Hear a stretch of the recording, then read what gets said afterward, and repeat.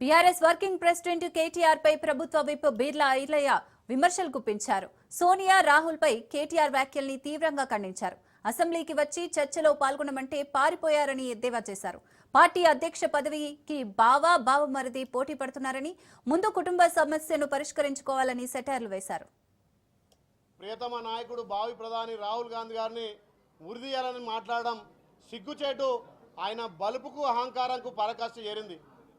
మరిడ అసెంబ్లీలో చర్చకు రమ్మంటే జారిపోయి పారిపోయి ఇవాళ ఎక్కడో ఆయన పార్టీ ఆఫీస్లో మరి 6 అడుగుల ఆజానుభావుడు నిన్న పవర్ ప్రాజెక్ట్ ఇచ్చిండు. చర్చలకు సిద్ధమన్నాడు. బీఎస్సీ కమిటీలో మాకు 15 రోజుల సమయం అన్నాడు. ఒక్కరోజు గంట సేపకే తోక ముడిచి పారిపోయి మా అబద్ధాలు బయటపడతాయని చెప్పి వాళ్ళు చేసిన అప్పులు, వాళ్ళు చేసిన తప్పులు అసెంబ్లీ సాక్షిగా బయటపడతాయని చెప్పి తోక ముడిచిన బీఆర్ఎస్ పార్టీ వాళ్ళు ఇలా అవాకులు పేరుతున్నారు. మరి త్యాగాల కుటుంబం, రాహుల్ గాంధీ గారి కుటుంబం గురించి ఇలా కేటీఆర్ గారు మాట్లాడుతుంటే నిజంగా కూడా సిగ్గేస్తుంది.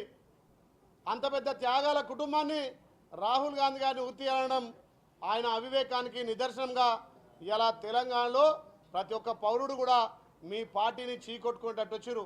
వీళ్ళ ప్రెస్టేజ్ అంతా కూడా ఎట్లాగో కేసీఆర్ పని అయిపోయింది. బామ్మది నేనని పోటీ పడుతున్నారు ఆ పార్టీ అధ్యక్ష పదవి కోసం, ఆ పార్టీలో స్థానం కోసం. పంపకాలలో తేడా వచ్చి ఇలా పబ్లిక్ ముందు కొట్టుకునేటట్టు అన్నారు. మరి ఇప్పటికైనా బుద్ధి జ్ఞానం తెచ్చుకొని ఒక త్యాగాల కుటుంబం నుంచి మాట్లాడే ముందు నోరు జాగ్రత్త మాట్లాడాలి కేటీఆర్. తస్మాత్ జాగ్రత్త.